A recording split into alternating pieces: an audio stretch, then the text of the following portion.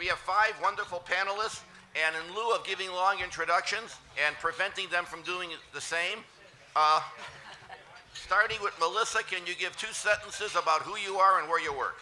Go. Hi, my name is Melissa Harris. I'm a business columnist at the Chicago Tribune. Cassandra Francis, President of Friends of the Parks. Lynn Sweet, Chicago Sun-Times, Washington Bureau. Good to be home. Good to have you, Lynn. Avis, Lavelle, Vice President, Chicago Park District. Greg Hinz, I write about politics and government at Crane Chicago Business. Round of applause for all of them.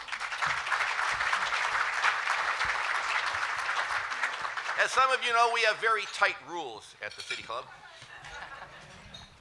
Well, you have to have your name on it. Oh, by the way, we are live streaming, so watch your language. We have tight rules, and we never let an anonymous or some funny name question start the proceedings. However, this is a damn good question, so we're breaking the rules again. Blair, you got to do it sometimes. Here's the question. Don't all jump up at once. With structures having been built in all of the city's other parts, why is there such an issue with the Obama Residential Library being built in the park that is supported by a majority of the citizens who live in the community? Why is that? I thought you'd all be raising your hand. Jump in, anyone. I'm certainly Cassandra, happy we have a time limit, so.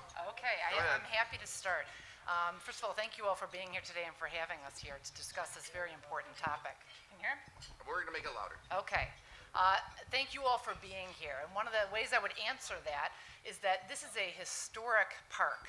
That selective amputation of this park for this type of facility, even though we at Friends of the Parks are very supportive and welcome this facility to Chicago, it's a very difficult place for this type of facility because we believe it will impact the function of the entire north half of the park based on security protocol and other factors associated with this large of a building. The great news is there's a great 11-acre site that is vacant and controlled right across the street. Anyone else? Well, that was my hot question. Okay, no one. We'll move on. Well, all right. I'll play devil's advocate. I'll play devil's advocate. Parks are precious in Chicago. We all know that. We don't have enough park space. But if you go around town and look at where all the other museums are, guess where they are? They're in parks. Now, for the most part, that happened a long time ago, which doesn't necessarily augur in favor of this one. But I do think that the biggest obstacle that opponents of this proposal have to face is that the people in the neighborhood who live around there, the ones who would suffer from losing part of their parks, seem to really want this thing. There's been a whole series of polls. The latest one was leaked overnight. It came from the Obama Library Foundation. If the people in the neighborhood say, we don't care, this is worth it, it's hard to oppose it. Let me add one more thing, if I might. Let me say that the Chicago Park District deeply respects the role that Friends of the Parks plays, because the consideration of whether to use parkland for anything is not something that should be casually made, and it's not a decision that should be made without there being somebody tell you to stop and think carefully about it.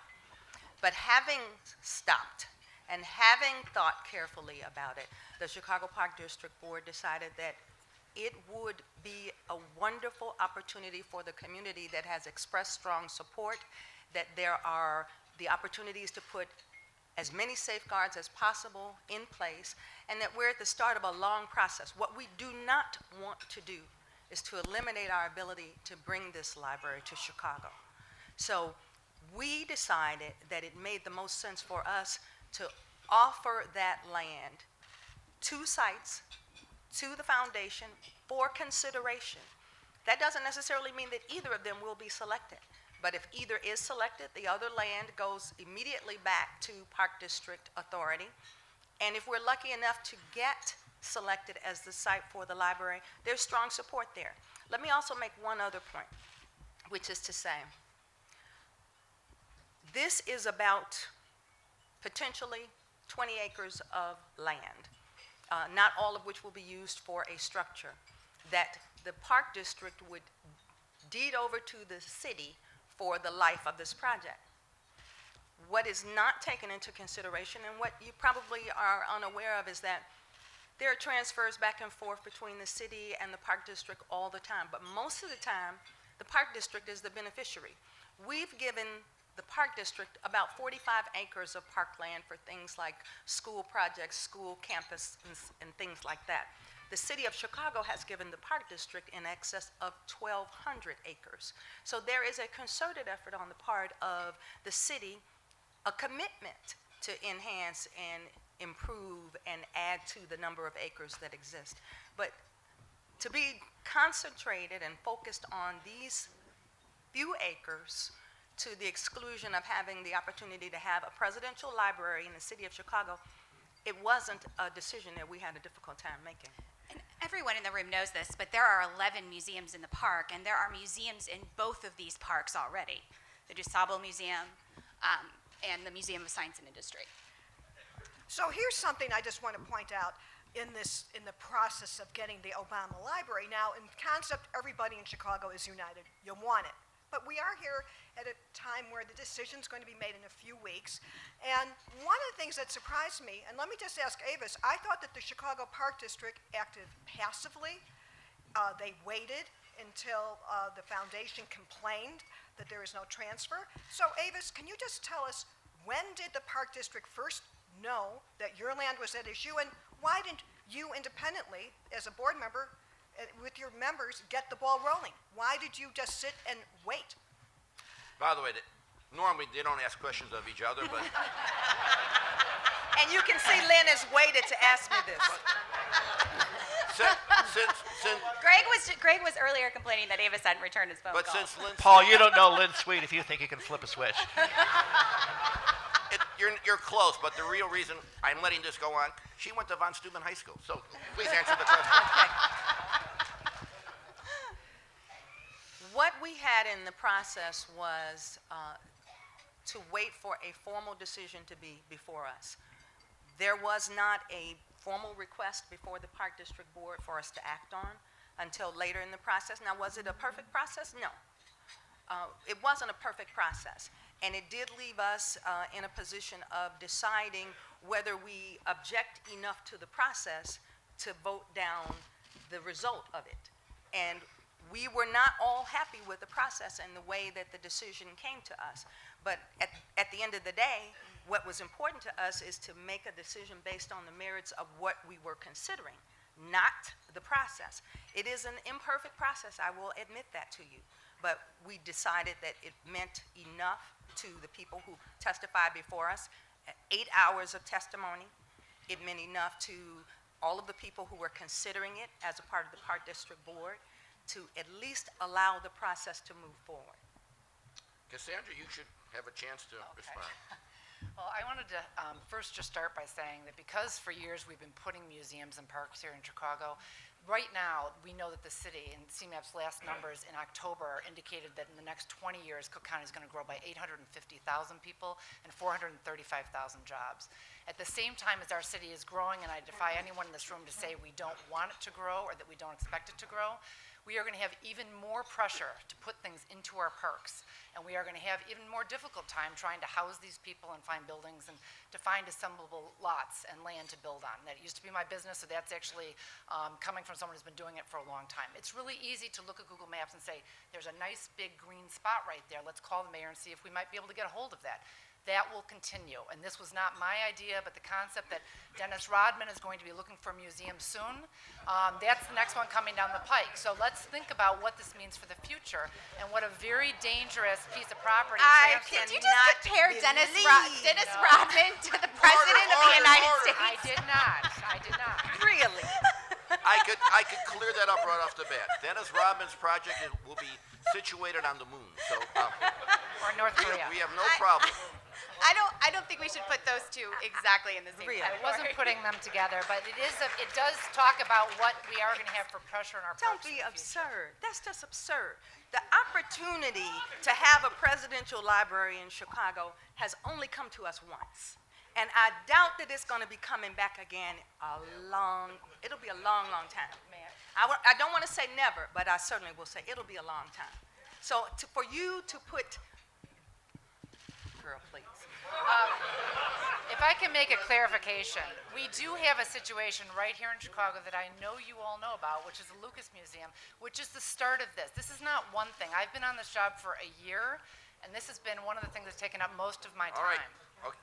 Please, let me ask, since that was brought up, and since almost every question is like the previous question, you know, everyone talks about diversity. We may need it in questions, but here we go. Dick, how do you pronounce your last name, Mr. Retired? Thennes? Mr. Tennis with an H, okay. Does the Uptown Theater have a shot at the George Lucas Museum? No. Next question. Yeah, I was going to say, it's certainly not my decision, but I do think that there could have been a lot more diversity of sites that were considered. And the one that I hear about all the time is Michael Reese Hospital. I'm surprised that there's not a lot more questions. Even the presidential library timeline is something that is self-imposed. There is no reason this decision needs to be made in the next 2 weeks. I think if the president wants to come here, he should come here. He should come home. But let's pick the best site for Chicago, and let's open it up again. Michael Reese Hospital site, at first it was because it was too Cassandra, contaminated. you're not answering the question. Oh, I'm sorry. Does the No. Uptown Theater I have a shot at the museum? I don't know. I No. think it would be. Okay, it's a good answer. Yeah, Lynn Sweet. Having actually been one of the people here who went to the Uptown Theater, Hey, you're not alone on that, Toots. at Uptown Theater, I went as a kid, and I was a camper at Eugene Field Park growing up, so I have, the beneficiary of it. I have no idea about the Uptown. It just seems to me it's too small a site for something on this scale that Yeah, you wanted. it would never. It's Too not small. feasible. Is it like the second or third largest theater in the city? Does it matter that it's landlocked? Got it. Yeah, George Lucas wants this museum to be on the lakefront and be in a central location. All Yeah, right. it's not the kind of place he's looking for. Yeah. Well, Lynn Sweet also used to hang out at the Peter Pan restaurant right across the street, didn't you, Lynn? Hey, one thing I want to do, since I already kind of put Avis on the hot seat, I want to ask Cassandra, is your threat of a lawsuit just a bluff, or are you going to file one to stop this? You're talking about presidential For library? the library, are you bluffing? We are looking at every one of our options relative to that. So again, it's based on public trust doctrine. Our organization and our board, many of whom are in the room here today, so thank you for coming, are considering every option. Since we're asking questions and since we're getting down to it, Cassandra, I have a question for When you. you get a too. bunch of reporters, this is what you get. Go I ahead. have a question for you too. You mentioned your prior life. In your prior life, one of the things you did was serve as the chief executive of Chicago 2016, which was seeking to build the Olympics, to bring the Olympics to Chicago. Where did it want to build the Olympic Stadium? On the very same site in the very same Washington Park that's now being eyed for the Presidential Museum. And I know you're going to tell me it's only temporary, but if I'm a kid there and I only have a few years when I can go out and play ball in the corner, didn't it matter to me that my park was going to be gone for 3 or 4 years? That seems like a big, And there was fair going question. to be a structure that remained in the park. I thought I cleared this up with Snead already, but I'll repeat it. Yes, I was not chief executive. I was director of the Olympic Village. That was my main function, and I only had one overlap with the Olympic Stadium in Washington Park, which was a temporary facility. And due to the community benefits agreement and other items that were related as part of the process, including the park district's process, there would have been community input into what remained in the park, if anything. The only role that I had relative to the Olympic Stadium was a study that was done to take the seats once the facility was going to be demounted and to basically turn them into wheelchairs with rubber tires to be accessible for the beachfront. That was my only involvement in that, and it was a temporary facility, and there's really no place that's been indicated that it was not. Can you really say that to change a park and put an Olympic facility in the middle of it is going to leave that park at the end of the day, after everything is gone, in exactly the same condition that it was in?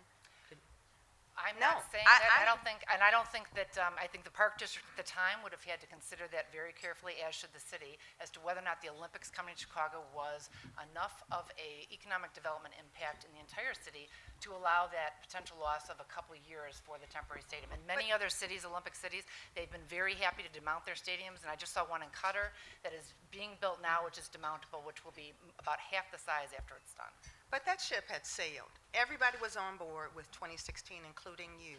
So And that- it was, Actually, that Friends of the park, Parks was against it. My board chair is saying that from the corner, so. well, you certainly were for it, and it is. I was for the Olympics, yes. Okay, okay, this is not a history test. What's your question, Avis? I have a question for the audience, actually. This young woman here she thinks she's on Blue Bloods and is being interrogated. I One actually, more. no, I actually have a quick question for the audience. Why not? Your turn. If we get, I'm curious. I'm going to take a poll. If we get both of these museums, who thinks more people will be in the first year go to the Lucas Museum versus the Presidential Library? So who thinks that the Presidential Library would attract more visitors in its first year? Raise your hand. Okay, and who thinks the Lucas Museum would attract more visitors in its first year? Whoa, look at this. Maybe we should put the Lucas Museum in the park. Maybe we should put them together. Okay, Cassandra, take a breath. We actually have a question in which you don't have to answer. This is from the famous Jackie D. Thome. We got to get simpler names, Jay. All right. If all of you agree that Chicago wants these museums, that Chicago has a lot of underutilized land and buildings, why is it so difficult to agree to a more creative solution than a University of Chicago land grab from the public? Let me try, if I may. May I try? And Whoa, I'll jump in who's after going to Lynn. stop you? Well, just so I wanted to say, I have what you have here are the three, and in the audience, the fourth reporter who have been on the Obama Library story from the beginning, Greg and Melissa and Daphne there. So we kind of, I think, have lived with this since the birth. And so I think what is interesting to know here, because you wonder why do we have the sites that we have, because the foundation, which works at the direction of the Obamas, in the end wanted a university host institution. Correct. That's the reason why the Bronzeville site was out of contention, and that's the reason why the Lakeside site on the far southeast side, beautiful open land, owner was willing to give 60 acres, as Jay Doherty well knows. It's a stunning site with the lake in it, but that's kind of the marching orders. It's traditional right now for presidential museums to have a university as the host. By the way, the university will not own it, will not run it. The foundation and the National Archives Records Administration, NARA, the foundation and NARA are the driving governmental legal owner forces in this. So if you want to know why we have the sites we have, it's because that's what the University of Illinois in Chicago and the University of Chicago and the University of Hawaii and Columbia University in New York, that's what they picked. Now and then I get an email from someone saying, well, hey, have you looked at, like 59th and Harlem, or have you looked in Winnetka or wherever? That train has left the station, and the sites right now, I know, as my colleagues do, that the foundation people are in touch with people in the White House. This is a conversation happening. I suppose if the President and Mrs. Obama really didn't like any of these sites, we wouldn't be talking about them. So that's just kind of a sense of why we're at where we're at right now. And I think I as want the to process- echo that, but I want to add to it a little bit too. Lynn is right that the president and the first lady have made it clear that they want a university co-sponsor. They set this up in such a way that you in effect have universities that are bidding against each other as to who can come up with the most money to build the thing. I mean, Columbia has very deep pockets, so does the University of Chicago. That's not a coincidence. The problem is that, God bless, in the wonderful Chicago way of doing things, we don't put this all up front and do it out front for everybody to see, but we kind of do it in sneaky behind the way, pick up the phone and call your buddy kind of ways. The University of Chicago, if they wanted to use park property, probably really should have declared this a long time ago and let everybody talk about it instead of having to find out when Marty Nesbitt or whoever sent the word to the city hall that, hey, we don't have enough control over that property. There's all kinds of politics involved here. Is there a person in this room who believes that it's strictly a coincidence that the winner, which is probably going to be Chicago, is going to be announced maybe a week and a half before Rahm Emanuel goes before voters in the runoff election? I don't think so. Sir, we don't discuss politics today, sir. No, of course not. No, of course not. This is Chicago now, come on. So my point is that Lynn is absolutely right that Chicago has to operate in the real world and respond to what the Obamas are asking for, because they do have the capacity, and they may still. I can't tell you where their heads are. They could still decide they want to go to New York, but in the Chicago way, we don't handle it the right way. We don't have public process. We don't vet it. We just kind of pull strings behind the scenes. Okay, we got that. And I also would say the University of Chicago likely will recede from the forefront of this as the process goes on, due to what Lynn just said, which is that this will be run by the foundation. And if Cassandra were to file any sort of lawsuit, that lawsuit would actually be filed against the city / the park district and not the University of Chicago. So that is where the legal arena will sit. Okay. Any of you have any more questions to ask yourself? Go ahead, Cassandra. I have a question. Why are we not talking more about the 11-acre site across the street? Why is it only in a park, and why was the poll that was announced this morning only saying there were 2 sites, both of which were in parks? This is a vacant site that's owned right across the street again by the University of Chicago and the city and the CTA, which would be actually the most competitive site with Columbia. Okay, let me explain what Cassandra's talking about. By some mysterious method, several reporters, including the 4 in this room, somehow, maybe it was telepathy, somehow knew magic. A source close to the foundation shared with us information about a poll that was taken. We never saw the whole poll. We don't know all the questions. So they might have asked other things. What we do know is that the foundation paid a Democratic pollster good money to do a real poll, call 603 people on the south side, but not the whole south side, the 3rd, 4th, 5th, and 20th wards, people around the park.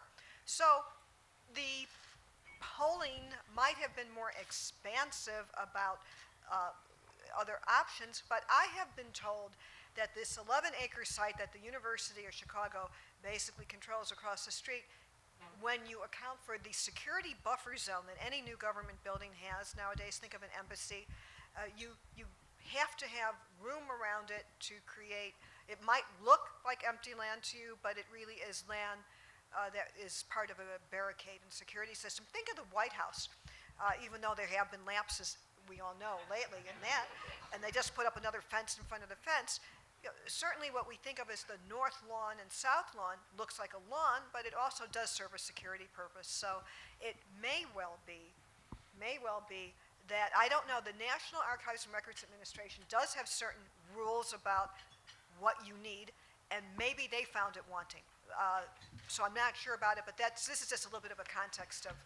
I could give you It two. is up against that 11 acres is up against a public transportation hub, which could raise additional security. Yeah, I can give you 2 other answers to that too. One is that the conspiratorial answer and the non-conspiratorial. The non-conspiratorial is that you're going to need parking for this facility. You're not going to put parking in Washington Park, probably even underground. If you need parking, Right, there's only so far they'll go, right? Right, they won't put above ground parking. Avis, you want to allow a parking Anyhow, lot? the other explanation, the conspiratorial explanation, is the University of Chicago is thinking of its future here too, and if they still have that land across the street, gee, it can be developed and maybe with some lucrative stuff. Well, in the footprints that I saw at the hearings, the 11-acre sites across the street were in the potential footprint. Where we are now is at the start of a process with this foundation for where this would exactly be, what it might potentially look like. All of those things are going to be hammered out later. What we're doing is saying, yes, we want to offer you these sites. You feel like, and as do others, that there's the opportunity for in this community with all these vacant lots and things like that for there to be a presidential library. But these are not, there's no big enough space that would allow you to do that without taking homes of people who live there.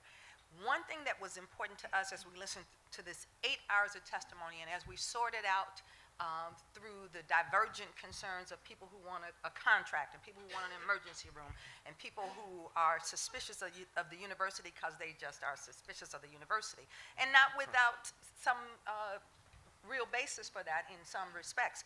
But when you sorted through all of that and you talked to the people who were there, particularly the people who live around the park, there was great support for this, for the people who live around it. For them, it's not philosophical. For them, it is real, and it's in their backyard, and it's something. I So actually if wanna this go- question, if this was the way I was asked the question, or these people who are residents down there, this is the University of Chicago's poll that was the 64% supporting in the park poll. Here's the question. The two possible sites on the south side of Chicago include parks of Jackson Park and Washington Park, not distinguishing between Washington Park neighborhood and Washington Park Park. Would you favor or oppose making some land available in one of those parks for the Obama Presidential Library? The second thing they asked then, are your objections strong enough that you would rather have the Obama Presidential Library built in New York or Hawaii other than the South Side? This is after a whole bunch of questions about, you know, how bad is the park? You know, have you been in the park? Does it need to have more money spent in it? That's the burden on the Chicago Park District that I think that we can handle and try to increase security and safety in that park and get it better used and programmed without putting a building in the park, especially when there's an 11-acre site, and I've reviewed all the NARA requirements. That building will fit on an 11-acre site. And the John F. Kennedy Presidential Library in Boston is on a 10-acre site. And it's something that does fit, so it's something we should be looking at that with a structured parking on the west side of the block that could also be a shared structured parking facility for the Garfield Green Line Station. That is good planning, and that is good for the city. We are not in a position of being able to say to the foundation, yes, we want you to come here, but no, you can't have the sites that you asked for. We can say, no, you can't have the sites that you asked for, but we're not in a position to dictate to them an alternative. You can certainly try to persuade them what's best for the city and try to protect the We parkland, which can is say part of your yes or mission. no, and they can go elsewhere. No, That's what can there's happen. other We can sites say that can yes or also- no, and they can go elsewhere, because those are the choices put before us. Okay, go to your corners.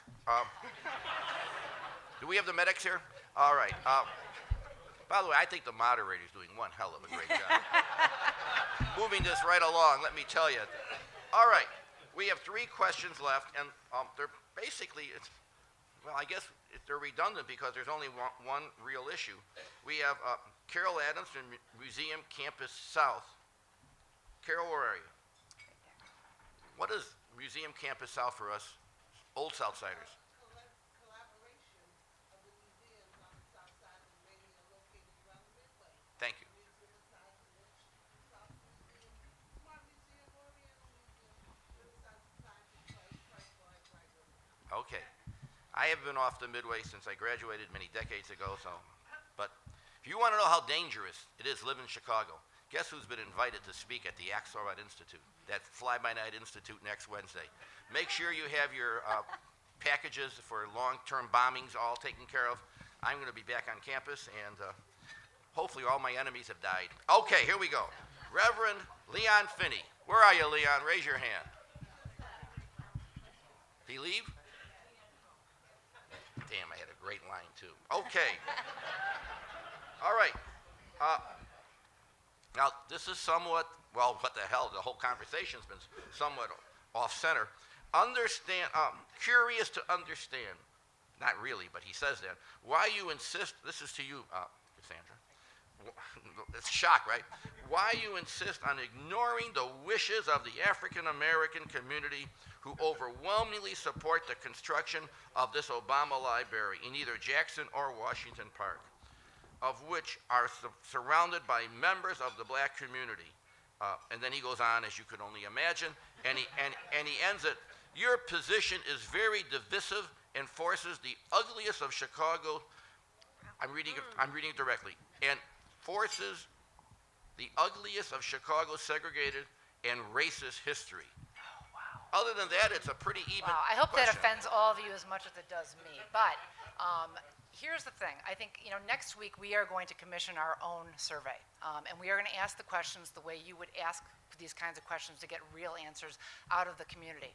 This was presented as an either or. Either we give up the park or we lose the presidential library, as opposed to both and.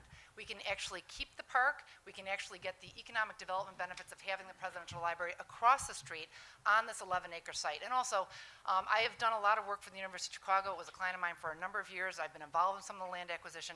There's a lot more land around here, folks, and there's a lot more control here that we could actually use for parking lots and other types of things as well if they offered it up. So I do believe that we have in our city's interest the both and, which is trying to get this presidential library here in Chicago on private land. Carol, let's go ahead and expand the Museum South Campus just west of Martin Luther King Drive. What a great thing, a great way to symbolize that. We can do that and get this presidential library and protect the park. A historic park designed by Olmsted. And the other thing I just want to make sure everyone understands, this is not just this park and not just this building. This is setting a precedent for the city and for the nation for the transfer of public parkland into private hands. This is a presidential library. I agree, this is a tough one. This is very complicated for many people. It's complicated for me. However, this is a much bigger issue, talking about what this will create for our parks in the future and our lakefront. In the birthplace of the skyscraper, to be proposing this presidential library as a groundscaper. Let me jump in. We've had, I think, 3 polls discussed right now, but I'm quite proud that my company invests heavily in our polling operation. We are, I would like to say, a nonpartisan, and so I just want to give you the results of our poll, and I'm going to read the whole question. Do you favor the use of public park district land as the site for the President Barack Obama Presidential Library? Favor, 62%. No opinion, 9%. Opposed, 29%. I trust our pollster. I'm proud that our company invests in these, and that's why we also did not cover, That was a poll citywide poll, correct? That was a citywide poll, correct? And it's also the reason we did not cover the foundation's polling yesterday. We were unable to see the entire poll, and so I think that in terms of reliable numbers, that the Tribune offers some solid ones. Did we mention that there's alternatives, though, in the question right before? I guess that's the kind of question you'd need to ask. So here's what's interesting here as we sit before the civic activists and the leaders.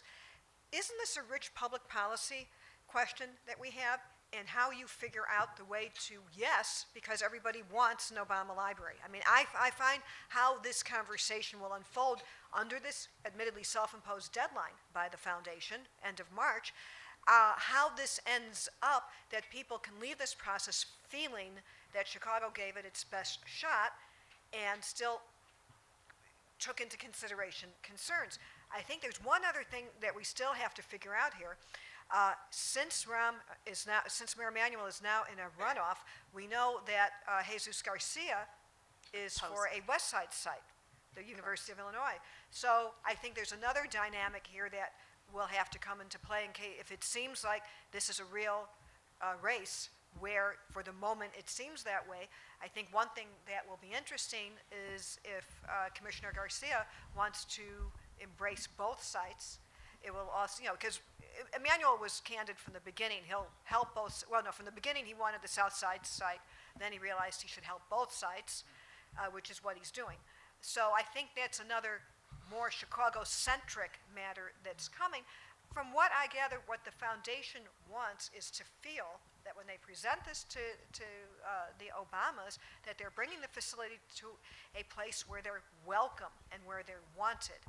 And so this is a robust, healthy debate, but I can understand why there are other people that say, oh, we can't talk about this too much because they'll go. I think this is one of these crossroad issues where you have to figure out how to navigate this. We are not unique. My colleague Darlene Glanton wrote a great story recently about how the last 2 presidential libraries were mired in eminent domain lawsuits for years. We had it with the Carter Library in Atlanta. People were tying themselves to trees and laying themselves in front of bulldozers. So That's very University of Chicago too. In Texas, there was a fight, over the relocation of a hog farm. So I don't want anyone in this room to think that disputes over, the presidential library are unique to us.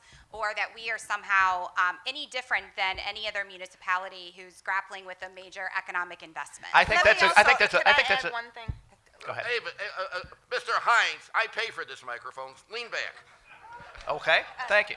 Miss maybe- Lavelle, WGN One has of to the stick things, together. one of the things that I think is lost in this discussion is that the parkland that is offered up for the Obama Library, there is a commitment on the part of the Park District for better than one-for-one replacement of any acreage. We get more land from the city than we give the city. I said that earlier. The city gives us parcels of land. There isn't a contiguous site that the city can give us that we could say it can go here, and it wasn't offered up. But at the end of the day, we will accumulate a lot more land for the people who are coming here, who need to be accommodated with parkland. We also get land from other sources as well. This is not a casual decision. This was not a decision that was made without a great deal of thought. There was 8 hours of public hearing on this. 8 hours. I don't think in the time that I've been on the Park District Board that there's been any issue that we've taken 8 hours of testimony on beside this. You know, I just Here's my kind of bottom line on this. If it were me, I wouldn't pick this site. I'd pick the Michael Reese site, which is absolutely ideal. It's well located. It's in the center of things. It has all kinds of because of the Black metropolis experience in the 20s and 30s. It has all kinds of resonance with the African American community, but it's not my choice. And if the Obamas had wanted that site in the mix, I think they would have let it be known. But I think this president taught at the University of Chicago. He grew up in that area. His wife has experience there. They want the university background. They want to be in a park where it looks pretty and not where it's crammed into something else. For good or bad, that's what they want. And I agree with Lynn. The horse is kind of out in the barn. It's good to talk about other sites. I would have picked another site, but we're at the point where, are you going to give us what we want, or should we go someplace else? So there's one other thing I want to point out in terms of how these things are financed, and I know my repertorial colleagues know this. The role of the university, remember I said a few minutes ago, they're not going to own it, they're not going to run it. Okay, but they are being asked to help foot the bill. I don't know exactly how it could work. There are several models because we don't have the bids. We don't have this from the University of Chicago and Columbia, which has been totally under the radar, by the way. No discussion. We'll get to that in one moment. The reason why you would think, why did the University of Chicago keep looking at sites in its neck of the town, is that it has a very wealthy donor base. You don't need me to tell you. They could help massively raise money. Under the law, you cannot open a presidential museum until the National Archives and Records Administration has agreed and looked at the books that you have an endowment raised significant enough to run it. Isn't that something? This is not just a government taxpayer fund. It's a hybrid outfit, but the NARA won't let you open it up because they will run the library part until you have the endowment. I don't quite understand. If they have all these rich donors, wouldn't that help? Yes, that's why when you wonder why is it that the University of Chicago has said if you want us to be interested in this, we want it to be in our neck of the woods, because then that gets them wanting to get either their resources, their donor base, which overlaps considerably in a lot of ways with the Obama donor base and support. That's that. If you're wondering how we got to this crossroad, that's how we got there. Okay, let's wrap it up. We have go down with this reverse order. 20 seconds with this crowd. I'll make it 30. In your best opinion, where will the library go? No history, no maybes. This is a multiple choice exam. Greg, where's it going to go? My best bet is Washington Park. I don't think that mysterious, wonderful poll that we all happen to get would have been taken or released if that wasn't a pretty good indication that one of the two sites, and I think Washington Park is the better site, were really the serious choices. Avis. I think Washington Park. Lynn. Washington Park for 3. I'm going to say the Washington Park neighborhood, hopefully, if we are smart, across the street on the 11-acre University of Chicago owned site. Ooh, that's a Melissa. Washington Park. Okay, just for the record, and now with Blair came in here, this is going to be a little delicate for my part. I would suggest that the famous Burnham Plan of 1909 had less discussion and more politics than any of the things you guys have been talking about, and that is sort of the holy grail where people, put their hands on it to, to take an oath to get married or whatever. So that goes back a long way. And by the way, no one has mentioned, now McCormick, this is up to you. No one has mentioned Studs and Lucy. He doesn't get it. No one ever read James T. Farrell? Never mind. How about a round of applause? Boy, I need a faster crowd.